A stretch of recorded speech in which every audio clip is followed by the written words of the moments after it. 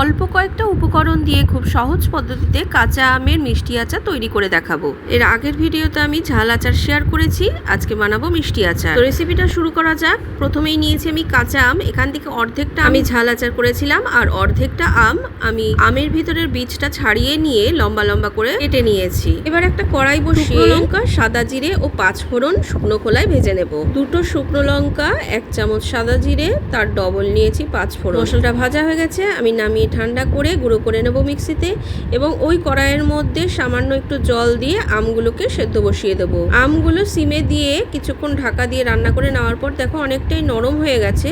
এবার আমি নুন হলুদ দিয়ে ফ্লেমে আরেকটু রান্না করে নিয়েছি, দেখো আরও নরম হয়ে গেছে।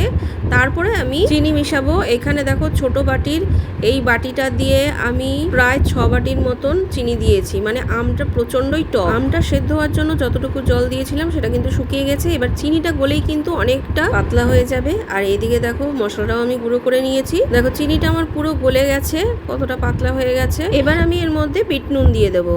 সিমে দিয়ে কিছুক্ষণ রান্না করে নেওয়ার পর যখন গ্রেভিটা ঠিক হয়ে গেছে তখন কিন্তু আমি এই গুঁড়ো মশলাটা দিয়ে দেবো এবং আমের পাল্পের সঙ্গে ভালো করে মশলাটা মিশিয়ে নিয়ে লাস্টে ভিনিগার দিয়ে দেবো। কাঁচা আমের মিষ্টি আচার কিন্তু আমার পুরো রেডি হয়ে গেছে, কতটা ঘন হয়ে গেছে দেখতেই পাচ্ছ। আর এটা যখন ঠান্ডা হবে আরও একটু কিন্তু ঘন হয়ে যাবে, কারণ এখানে চিনির পরিমাণটা বেশি, তাই যত ঠান্ডা হবে তত কিন্তু এটা চাকা হয়ে যাবে। এবার ঠান্ডা হয়ে গেলে কাচের বয়ামে ভরে রাখো, যখন ইচ্ছে তখন মন চায় খাও। আর ভিনিগার দেওয়ার ফলে তো জানোই অনেক দিন পর্যন্ত আচার ভালো থাকে। টক ঝাল মিষ্টি 3টে ফ্লেভারই পাওয়া যাবে, তবে চিনির পরিমাণটা বেশি বলে এটা মিষ্টি আচারই বলা চলে। অল্প কয়েকটা উপকরণ দিয়েই কিন্তু আমি বানিয়ে ফেললাম কাঁচা আমের মিষ্টি আচার।